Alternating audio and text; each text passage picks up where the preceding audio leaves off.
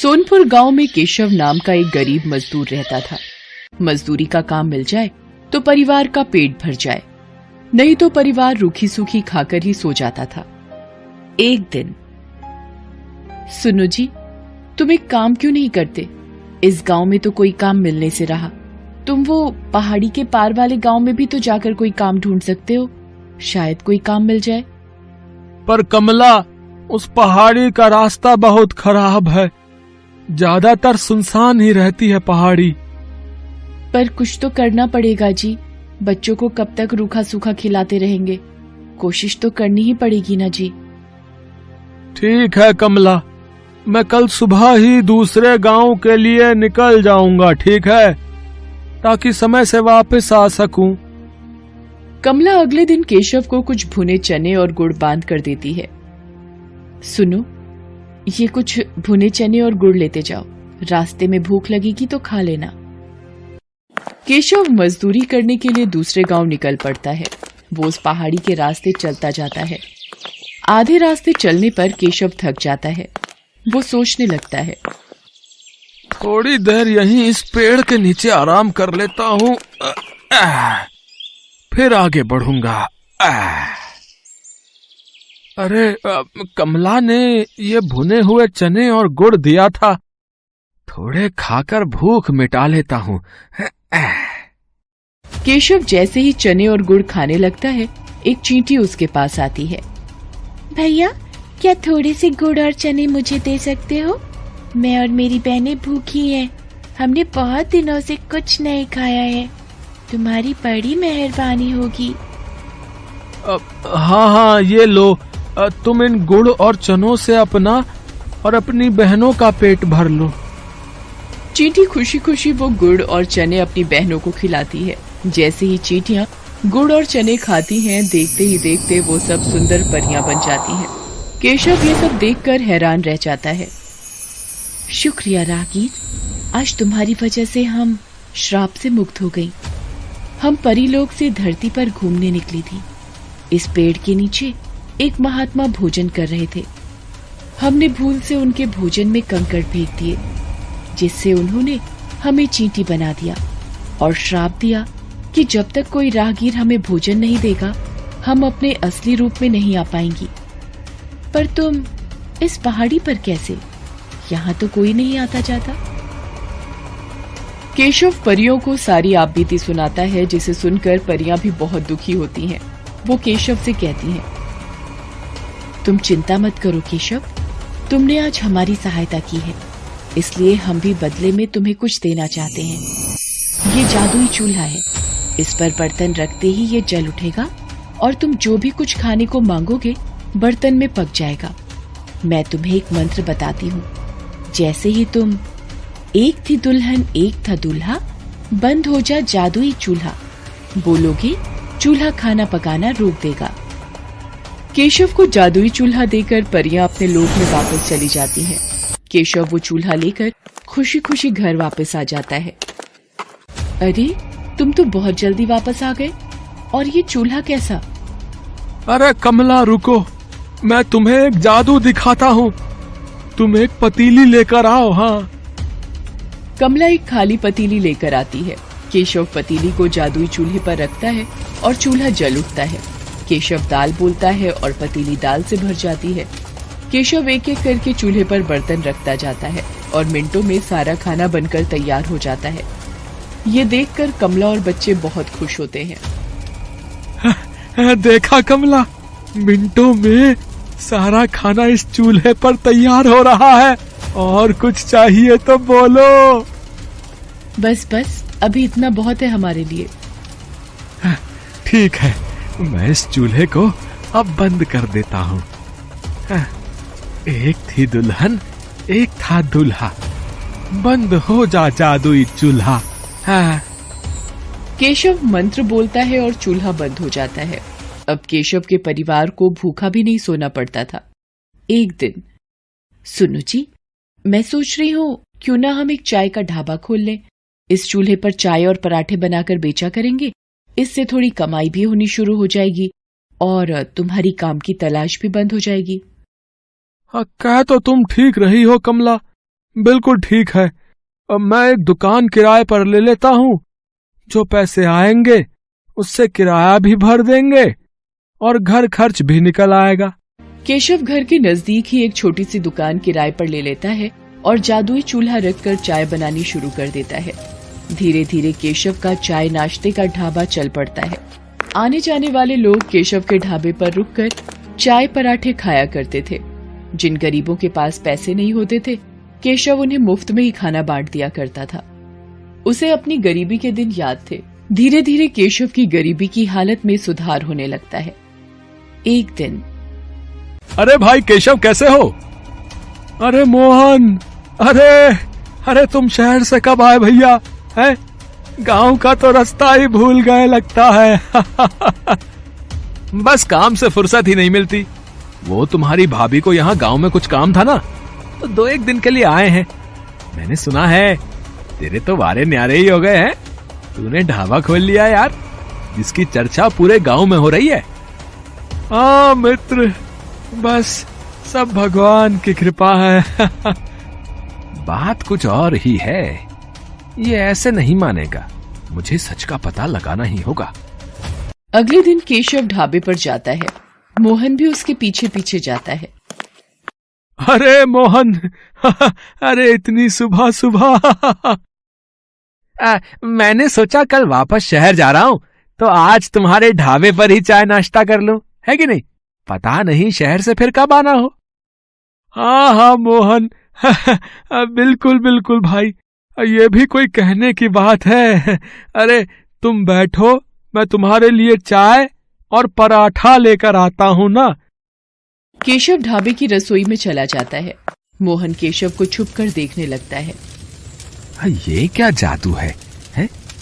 केशव ने इस चूल्हे पर पतीली रखी और खाली पतीली चाय से भर गई। अरे अब ये तवा रख रहा है। ये क्या, पराठा भी बन गया? ये तो कोई जादुई चूल्हा है। अच्छा, तो ये बात है। तभी कहूं, ये रूखी सूखी खाने वाले ने ढाबा कैसे खोल लिया? ये चूल्हा वैसे मेरे पास होना चाहिए, मैं इसे चुरा लेता हूँ। हाँ। शाम को जब केशव घर लौट जाता है, मोहन रात के वक्त चूल्हा चुरा कर पत्नी के साथ शहर भाग जाता है। केशव जब ढाबे पर आता है, चूल्हा गायब होता है। अरे कमला, कमला, अरे हमारा जादुई चूल्हा चोरी हो गया है। अब हम क्या करेंगे? कैसे पैसे कमाएंगे? सुनो जी, जो हो गया सो हो गया। इस बहाने हमें मार्गदर्शन तो मिला। अब आप एक नया चूल्हा लेकर इस ढाबे को आगे बढ़ाओ। देखना, आपकी मेहनत रंग लाएगी। केशव एक मेहनती व्यक्ति था, इसलिए उसने फिर से एक नई शुरुआत की। उधर जब मोहन अपनी पत्नी के साथ शहर में अपने घर पहुंचा। जाओ शीला, एक खाली पतीली ले आओ। अभी तुम्हें इस चूल्हे का जादू दिखाता हूँ। जादुई चूल्हे, मुझे पुलाव चाहिए, पुलाव। चूल्हे पर बर्तन रखकर मोहन ने जैसे ही पुलाव बोला, चूल्हा जलने लगा और पुलाव बनता चला गया। मोहन चूल्हे को फूंक मार मार कर बंद करता रहा, पर वो बंद ही नहीं हो रहा था। अरे ये चावल बनने तो बंद ही नहीं हो रहे। अरे ऐसे तो पूरा कमरा भर जाएगा। हम दोनों चावल के ढेर में दबकर मर जाएंगे। शीला, क्या करूं? कुछ समझ नहीं आ रहा है। अब तो एक ही रास्ता है, इस चूल्हे को तोड़ दो। हाँ, ये ठीक रहेगा। मैं इस घटिया चूल्हे को तोड़ देता हूँ। मोहन गुस्से में चूल्हे को पटक कर तोड़ देता है। चूल्हे के 2 टुकड़े हो जाते हैं और जादू खत्म हो जाता है। चूल्हे की जगह मिट्टी का ढेर पड़ा रह जाता है। केशव को जादुई चूल्हे की मदद से काम मिल जाता है और वो मेहनत से पैसे कमाने लगता है, जबकि मोहन के हाथ में आकर जादुई चूल्हा मिट्टी हो जाता है।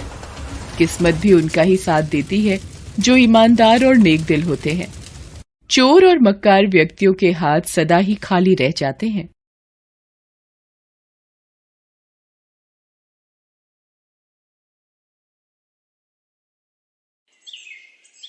रामू और घनश्याम दोनों पड़ोसी थे। रामू एक गरीब मजदूर था, जबकि घनश्याम की गांव में परचून की दुकान थी। घनश्याम लालची स्वभाव का था। वो सामान में मिलावट करके बेचता था। एक दिन, घनश्याम भैया, आपने ये चने की दाल जो दी थी गलाई नहीं गली। रघु के पेट में भी कल से दर्द है। अरे मैंने तो तुझे चने की दाल ही दी थी पर तेरे बनाने का तरीका गलत होगा या तूने अच्छे से धोई नहीं होगी। अब तेरे बेटे के पेट में दर्द हो रहा है तो तू मुझे इल्जाम लगाने आ गई है। अब तुझे 1 रुपए का भी उधार नहीं दूंगा। कोई बात नहीं घनश्याम लाला, मैं किसी और दुकान से ले लूंगी, कम से कम मिलावट तो नहीं होगी। रामू की पत्नी माला घर आ जाती है। घनश्याम से तो वो लड़ाई कराई थी, अब इतने पैसे भी नहीं थे कि वो किसी दूसरी दुकान से राशन खरीद सके। तभी रामू आ जाता है। क्या हुआ जी, आज तुम्हारा मुंह क्यों उतरा हुआ है? अरे माला, पूरा दिन गांव में घूमा पर एक भी काम नहीं मिला। कोई बात नहीं जी, कल दोबारा कोशिश करना, शायद मिल जाए। ये मैंने धनिये की चटनी और रोटी बनाई है, खा लो। रघु आजा बेटे, खाना खा ले। माँ, ये चटनी रोटी अच्छी नहीं लगती, कुछ और खाना है। ठीक है, अभी ये खा लो, कल कुछ अच्छा खिला दूंगा। अगले दिन रामू फिर से काम की खोज में निकलता है। क्या करूं, कहीं भी कोई काम नहीं मिल रहा। आज दूसरा दिन हो गया। थोड़ी देर यहाँ पेड़ के नीचे बैठ जाता हूँ, धूप भी बहुत तेज है। ओ भैया, इधर आओ, जरा मेरा एक काम करोगे? पूरे 100 रुपए दूंगा। हाँ हाँ, जरूर करूँगा। क्या काम है? ये दुकान मैंने कबाड़ी वाले से खरीदी है, जो पुरानी चीजें बेचता है। मोटा मोटा सामान तो मैंने उठवा लिया था, ये छोटा मोटा कुछ कबाड़ बचा है, ये उठवाना है। तुम इस कबाड़ को बेचो या रखो, वो तुम्हारी मर्जी होगी। ठीक है, मैं ये सारा सामान उठा लेता हूँ। रामू धीरे धीरे सारा सामान उठाकर एक रिक्शा में रख लेता है। तभी उसकी नजर कोने में रखी एक आटा चक्की पर जाती है। भाई जी, सामान तो मैंने सारा उठवा लिया, बस ये एक आटे की चक्की रह गई है। अरे भाई, ये भी उठा ही ले, पता नहीं किसकी है, मैं इसे कहाँ कहाँ रखता फिरूंगा। तू ले जा इसे, और ये ले तेरे 100 रुपए भी रख ले। रामू सारा कबाड़ बाजार में बेच देता है, पर आटे की चक्की पुरानी थी, इसलिए कोई भी उसे नहीं खरीदता। रामू चक्की को घर ले आता है। अरे, ये आटे की चक्की कहाँ से उठा लाए? अरे, वो एक व्यक्ति को दुकान का कबाड़ उठवाना था, 100 रुपए भी दिए और बाकी 50 रुपए का कबाड़ भी बिक गया। पर ये चक्की कोई खरीद ही नहीं रहा था, इसलिए घर ही ले आया। अब पुरानी है, काफी समय से शायद इस्तेमाल नहीं हुई। थोड़ा बहुत गेहूं पिस जाए तो देख लेना। रामू चक्की को एक कोने में रख देता है। उस दिन माला दाल चावल बनाती है, ये देखकर रघु खुश हो जाता है। माँ, आज तो दाल चावल है, मजा आ गया। रघु को खुश देखकर माला और रामू भी खुश हो जाते हैं। वो दिन तो काम मिलने से कट जाता है, पर फिर वही परेशानी। रामू मजदूरी के लिए जाता पर खाली हाथ लौट आता। एक दिन, अरे आटा तो खत्म हो गया, अब क्या करूं? क्या हुआ माला, क्यों परेशान हो रही हो? आटा खत्म हो गया है, रघु अभी थोड़ी देर में रोटी मांगेगा तो क्या दूंगी? क्या करूं माला, मजदूरी के लिए जाता हूँ, कोई काम ही नहीं मिलता। वो उस दिन जो थोड़ी सी गेहूं, अरे वो जो गीली हो गई थी बारिश में, वो कहाँ रखी थी सुखाकर? वो तो मैंने डिब्बे में रख दी थी, मुट्ठी भर गेहूं ही तो है, उसका क्या करोगे? तू ले आ, फिर बताता हूँ। माला डिब्बे में रखे गेहूं लेकर आती है। एक बार इस चक्की में गेहूं डालकर देखता हूँ, थोड़ी बहुत गेहूं पिस गई तो आटा बन जाए शायद। रामू चक्की को साफ करके जैसे ही उसमें गेहूं डालता है, चक्की में से धुआं निकलने लगता है और एक अप्सरा बाहर आती है। रामू और उसका परिवार अप्सरा को देखकर घबरा जाता है। अप्सरा कहती है, मांगो कुछ भी खाने का, अप्सरा है देती, ये जादुई आटा चक्की सबका पेट है भरती। तुम कौन हो और इस चक्की में से कैसे बाहर आई हो? हमें माफ कर दो, हमें कुछ नहीं चाहिए। डरो नहीं मुझसे, तुमने मुझे याद किया, अब मैं तुम्हारी गुलाम हूँ। तुम्हें क्या चाहिए बोलो? आटा, दाल, चावल, चीनी, बेसन, मक्का, जो चाहो मेरी जादुई चक्की मिनटों में हाजिर कर देगी। तो हमें 1 बोरी आटा और 1 बोरी दाल दे दो अप्सरा। चल मेरी चक्की दिखा कमाल, हाजिर कर दे आटा दाल। देखते ही देखते चक्की में से आटा और दाल का ढेर लग जाता है। अरे माला, ये तो चमत्कार हो गया, शुक्रिया अप्सरा जी। रामू, तुम दिल के बहुत नेक हो, इसलिए तुम्हें ये जादुई आटा चक्की प्राप्त हुई। पर याद रखना, ये चक्की दिन में एक ही बार अपना जादू करती है। इसमें निकले अनाज का गलत उपयोग होने से इस चक्की का जादू खत्म हो जाएगा। ये कहकर अप्सरा चक्की में समा जाती है। रामू और माला जादुई चक्की पाकर बहुत खुश थे। अब वो रोजाना दिन में एक बार चक्की में गेहूं डालते और अप्सरा से जो भी मांगते वो दे देते। अब तो रामू के घर में अनाज की बोरियों का ढेर लग गया। माला उसे बोली, सुनो जी, क्यों ना हम ये अनाज की बोरियां शहर बेच दें? कह तो तुम ठीक रही हो, मैं आज ही ये अनाज शहर बेच आता हूँ। रामू को अनाज की बोरियां ले जाता देख घनश्याम की नजर पड़ जाती है। वो रामू को आवाज लगाता है और उससे पूछता है कि वो बोरियों में क्या ले जा रहा है। रामू सीधे स्वभाव का था, सब कुछ घनश्याम के सामने उगल देता है। घनश्याम चालाक था, सारी बात की भनक ले लेता है। एक दिन जब रात में रामू और माला गहरी नींद में सो रहे होते हैं, घनश्याम चक्की को चुरा लेता है। घर लाकर वो चक्की में गेहूं डालता है। अप्सरा बाहर आ जाती है और वही कविता दोहराती है, मांगो कुछ भी खाने का अप्सरा है देती, ये जादुई आटा चक्की सबका पेट है भरती। अच्छा, फिर तो ढेर सारी बोरियां आटा, चावल, दाल, चीनी सब कुछ भर दो है। मेरी पूरी दुकान में अनाज की बोरियां ही बोरियां भर जाएं। हाँ, चल मेरी चक्की दिखा कमाल, हाजिर कर दे आटा दाल। तू जो भी है, चल अब जा वापस चक्की में, तेरा काम खत्म, चल जा।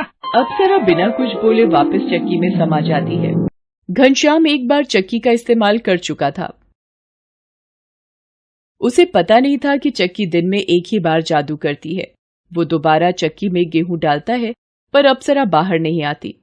वो चक्की को तेज तेज घुमाने लगता है और गुस्से में आ जाता है। अरे ये जादू क्यों नहीं हो रहा है? अप्सरा बाहर क्यों नहीं आ रही? लगता है ये चक्की खराब हो गई है। जमीन पर पटक कर देखता हूँ, अप्सरा को जब चोट लगेगी तो डर कर बाहर आ जाएगी। घनश्याम चक्की को तेजी से जमीन पर पटकने लगता है, जिससे चक्की के 2 टुकड़े हो जाते हैं। वो गुस्से में चक्की के टुकड़े रामू के पास लेकर जाता है। ओ रामू, तूने मुझे पागल समझा है? ये कोई जादुई चक्की नहीं है। अप्सरा मेरी पिटाई से डरकर भाग गई और ये देख, चक्की के भी 2 टुकड़े हो गए। चक्की की चोरी तुमने की थी। ये जादुई चक्की थी जो एक दिन में केवल एक ही बार अपना जादू दिखाती थी। तुमने लालच में आकर चक्की को ही तोड़ दिया। तुम एक बार मेरे से आकर कहते, मैं खुद ही तुम्हें ये चक्की कुछ दिनों के लिए दे देता, पर तुमने सब कुछ बर्बाद कर। अरे मेरा कुछ बर्बाद नहीं हुआ है, क्या बात कर रहे हो तुम? मेरे गोदाम तो मैंने अप्सरा से कहकर पहले ही भर लिए थे। मुझे अब साल भर कुछ करने की जरूरत नहीं है, समझे? आराम से कमाकर खाऊंगा मैं रामू। हाँ। चक्की के टूटने से रामू निराश तो था, पर अब वो अनाज को बेचकर कमाए धन से एक दुकान लेकर व्यापार करना चाहता था और मेहनत करके परिवार को पालना चाहता था। उधर जब घनश्याम गोदाम और दुकान का दरवाजा खोलता है, सारी अनाज की बोरियां गायब होती हैं। घनश्याम का पूरा गोदाम खाली होता है और दुकान से भी सारा सामान गायब होता है।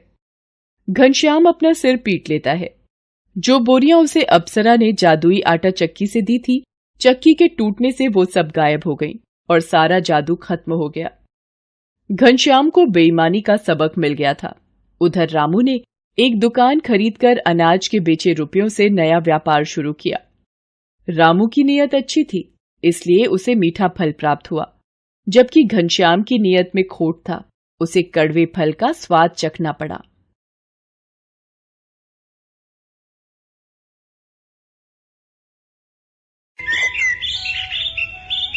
राधिका एक गरीब परिवार की सीधी सादी लड़की थी। कॉलेज में उसका पहला दिन था। वो पढ़ाई में अच्छी थी, इसलिए उसका एक अच्छे कॉलेज में एडमिशन हो गया था। राधिका जब पहले दिन कॉलेज पहुंचती है, लगता है तुम कॉलेज में नई आई हो।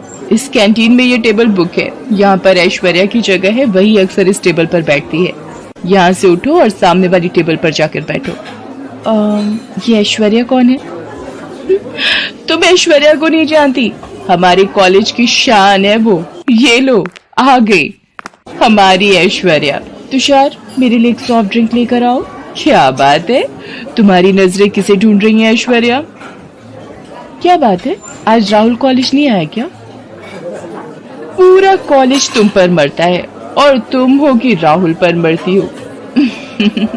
क्या करूं, राहुल देखने में है ही इतना हैंडसम। हाय, मुझे आने में थोड़ा लेट हो गया। मैं अपनी पसंद की कोल्ड कॉफी लेकर आता हूँ। भैया मेरे पास 100 रुपए का नोट है, आपके पास चेंज होंगे तो आप चाय के पैसे ले लो। कोई बात नहीं, बाद में दे दीजिएगा। ये लीजिए, 100 रुपए की चेंज मेरे पास है। एक कोल्ड कॉफी देना। थैंक यू, मैं कॉलेज के बाद आपको चेंज लौटा दूंगी। अरे कोई बात नहीं, इट्स ओके। अगर आप देना ही चाहती हैं तो मैं नेक्स्ट टाइम कॉफी पी लूंगा आपकी तरफ से। राहुल, अरे यार कब से तुझे ढूंढ रहा हूँ। ऐश्वर्या टेबल पर कब से बुला रही है। पता नहीं ये ऐश्वर्या भी ना रोज नया कोई ड्रामा शुरू कर देती। चल देखता हूँ अब ये क्या प्लान करने वाली है। वैसे मैंने आपको पहली बार कॉलेज में देखा है। What's your good name? जी मेरा नाम राधिका है और आज कॉलेज में ये मेरा पहला दिन है। ओके बाय राधिका, फिर मिलते हैं। ओके गाइस, नेक्स्ट मंथ हम कॉलेज ट्रिप के लिए गोवा जा रहे हैं, तो मैं इस बार अपने बर्थडे की पार्टी गोवा के क्रूज पर देने वाली हूँ। ये लड़की भी ना, ओह सॉरी राधिका, मैंने देखा नहीं। मेरी वजह से तुम्हारी चाय जमीन पर गिर गई। रुकिए मैं दूसरी ले आता हूँ। It's okay. वैसे भी मेरा लेक्चर है अभी। कुछ दिन बीत जाते हैं। राहुल और राधिका अच्छे दोस्त बन गए थे। राहुल और राधिका को साथ में हंसते और बातें करते देख ऐश्वर्या को ईर्ष्या होने लगती है। क्या बात है राहुल, आजकल तुम राधिका के साथ बहुत समय बिता रहे हो। तुम्हें तो ये भी नहीं पता कि 2 दिन बाद मेरा जन्मदिन है। ऐसी कोई बात नहीं है ऐश्वर्या। राधिका के लिए ये कॉलेज नया है तो मैं बस उसकी हेल्प कर रहा हूँ। बाकी वो भी हमारे साथ गोवा ट्रिप पर चल रही है। मैं उसी बारे में उससे बात कर रहा था। ऐश्वर्या राहुल और राधिका का साथ में मिलना जुलना बिल्कुल भी पसंद नहीं कर रही थी। वो जब भी उन्हें साथ में देखती तो जल भुन जाती थी। सभी कॉलेज ट्रिप के लिए गोवा पहुंचते हैं। वाओ ऐश्वर्या, तुम्हारे पापा ने ये क्रूज कितना सुंदर सजवाया है। मेरे पापा कॉलेज के ट्रस्टी हैं। उन्होंने कॉलेज में पहले ही बोल दिया था कि जब हम लोग गोवा ट्रिप पर जाएंगे तो मेरी बेटी अपना आलिशान जन्मदिन क्रूज पर ही मनाएगी। इसीलिए उन्होंने सारे इंतजाम पहले ही करवा दिए थे। आज मेरा जन्मदिन है, मैं गोवा ट्रिप पर आए कॉलेज के सभी बच्चों को पार्टी दे रही हूँ। मुझे यहाँ सब दिखाई दे रहे हैं, पर राहुल कहाँ है? मुझे ये नहीं पता। उसने अभी तक मुझे बर्थडे विश भी नहीं किया है। राहुल को तो मैंने अभी राधिका के साथ उस तरफ जाते हुए देखा है। जब देखो तब राधिका राधिका। इस लड़की की वजह से आज राहुल के पास मेरा जन्मदिन मनाने तक का वक्त नहीं है। पर आखिर ये दोनों हैं कहाँ? आई लव यू राधिका, मैं तुमसे बहुत प्यार करता हूँ। मुझे तुम जैसी ही लड़की की तलाश थी। क्या हम दोनों मिलकर जिंदगी में आगे का सफर तय कर सकते हैं? राहुल, तुम्हारी जीवन संगिनी बनना तो मेरे लिए बहुत ही गर्व की बात है। I love you too Rahul. Rahul और राधिका की बातें ऐश्वर्या सुन लेती है और गुस्से में आग बबूला हो जाती है। राहुल सिर्फ मेरा है और मैं उसे किसी और का कभी नहीं होने दूंगी। मुझे इस राधिका की बच्ची का कुछ इंतजाम करना ही होगा, और वो भी आज रात की पार्टी में। रात के वक्त जब सब पार्टी में मगन थे, यही मौका इस राधिका का काम तमाम करने का। राधिका जल्दी आओ, वो देखो कितनी सुंदर शार्क मछली। कहाँ पर है ऐश्वर्या? मुझे तो कहीं नजर नहीं आ रही। थोड़ा नीचे झुको तब तुम्हें नजर आ जाएगी। ये एकदम से गायब हो जाती है। वो देखो वही फिर दोबारा नजर आई। राधिका जहाज से थोड़ा नीचे झुकती है। कभी ऐश्वर्या उसे समुद्र में धक्का दे देती है। पार्टी में म्यूजिक और डांस के शोर के बीच राधिका की आवाज दब जाती है और वो समुद्र में डूब जाती है। लो जी, मेरा काम तो हो गया। बड़ी आई मेरे राहुल को मुझसे छीनने वाली। अगले दिन पूरे क्रूज पर शोर मच जाता है कि राधिका कहीं नहीं मिल रही है। सब लोग यही सोचते हैं कि शायद किसी बड़ी मछली का वो शिकार बन गई, क्योंकि उसका कहीं भी अता पता नहीं था और क्रूज पर से वो ऐसे गायब नहीं हो सकती थी। सब लोग वापस आ जाते हैं। राधिका, तुम कहाँ चली गई? तुम्हारे बिना मेरा बिल्कुल भी मन नहीं लगता है। हमें गोवा से आए कितना समय बीत चुका है। राहुल चलो कॉलेज चलते हैं। जल्दी से तैयार हो जाओ, मैं तुम्हें लेने आई हूँ। आखिर राधिका ऐसे कैसे गायब हो गई? मैंने उसे क्यों नहीं बचाया? मैं हमेशा अपने आप को इस बात के लिए जिम्मेवार मानूंगा। मैंने ही उसे अपने साथ गोवा चलने के लिए जिद की थी। वो तो जाना भी नहीं चाहती थी। राहुल, तुम समझते क्यों नहीं हो? राधिका मर चुकी है। पिछले 6 महीनों से उसका कहीं भी अता पता नहीं है। सारे गोताखोर हर तरफ ढूंढ चुके हैं, पर उसकी लाश तक नहीं मिली। अब तक उसे समुद्री मछलियों ने अपना शिकार बना लिया होगा। नहीं, मुझे अभी भी यकीन नहीं हो रहा है कि मेरी राधिका मर सकती है। राधिका जिंदा है। मेरा दिल कहता है वो एक दिन जरूर वापस आएगी। उधर समुद्र में डूबते हुए राधिका का सिर एक पत्थर से टकरा गया था। उसे अब होश आता है। मैं कहाँ हूँ और ये जगह इतनी अजीब सी क्यों है? घबराओ नहीं बेटी, तुम जलपरियों के देश में हो। मैं जादुई जलपरी हूँ। मेरी 2 साथियों को तुम बेहोशी की अवस्था में दिखाई पड़ी थी तो वो तुम्हें यहाँ ले आई। फिर हमारे जलपरियों के देश के वैद्यराज ने तुम्हारा इलाज किया। अब तुम कैसा महसूस कर रही हो बेटी? आज पूरे 6 महीने बाद तुम्हें होश आया है। क्या? मुझे यहाँ पर 6 महीने बीत चुके हैं। ऐश्वर्या, तुमने मेरे साथ ऐसा क्यों किया? मैंने तुम्हारा क्या बिगाड़ा था? बेटी, ये इंसानों की दुनिया ही ऐसी है। यहाँ मतलब के लिए लोग अपनों को भी नहीं छोड़ते। तुम तो फिर एक गैर लड़की थी। आओ इस जादुई पानी में देखो उस लड़की की सच्चाई। पलक, उस 2 कौड़ी की लड़की राधिका का तो मैंने काम तमाम कर दिया है। बेचारी सीधी सादी बनी फिरती थी। मेरे राहुल को मुझसे छीनने चली थी। मैंने उससे उसकी जिंदगी छीन ली। आज शाम को मेरी और राहुल की सगाई है। उसके बाद हम दोनों को एक होने से कोई भी नहीं रोक सकता। जलपरी, क्या आप मुझे एक बार मेरे राहुल का चेहरा दिखा सकती हो? हाँ राधिका, ये देखो। राधिका, तुम कहाँ चली गई? मैं ऐश्वर्या ये सगाई कैसे कर सकता? तुमने मुझसे वादा किया था तुम मुझे छोड़कर कभी नहीं जाओगी। तुम क्यों चली गई? लौट आओ राधिका, अपने राहुल के लिए। जादुई जलपरी, मेरी मदद करो। मुझे अपने राहुल के पास जल्दी पहुंचना है। कृपया करके कोई रास्ता बता दो जादुई जलपरी। राधिका, मैं तुम्हें जादुई जल से बनाई कालीन देती हूँ। तुम इस कालीन पर बैठ जाओ। ये तुम्हें जल्दी ही राहुल के पास पहुंचा देगा। और ये जादुई जल भी लेती जाओ ताकि तुम ऐश्वर्या की सच्चाई सब लोगों को दिखा दो। आपका बहुत बहुत शुक्रिया जादुई जलपरी। आप सच में बहुत ही अच्छी हो। आपने मेरी जान बचाई। मेरी इतनी सहायता की उसके लिए मैं हमेशा आपकी एहसानमंद रहूंगी। मेरा आशीर्वाद सदैव तुम्हारे साथ है राधिका। अब जल्द से जल्द अपने राहुल के पास पहुंचकर सगाई को रोक दो। राधिका जलपरी से विदा लेती है और जादुई जल से बनी कालीन पर बैठ जाती है। वह कालीन हवा में उड़ने लगता है और उधर राहुल और ऐश्वर्या की सगाई की तैयारियां चल रही थी। राहुल और ऐश्वर्या एक दूसरे को सगाई की अंगूठी पहनाने ही वाले होते हैं। तभी राधिका जल्दी से वहां पहुंच जाती है। राहुल, रुक जाओ। ऐश्वर्या से ये सगाई मत करो। राधिका, तुम जिंदा हो। मैं जानता था तुम्हें कुछ नहीं हुआ होगा। मेरे साथ तुम्हारा प्यार जो था, फिर मुझे भला कैसे कुछ हो सकता था? वरना इस ऐश्वर्या ने तो मुझे कब का मार दिया था समुद्र में धक्का देकर।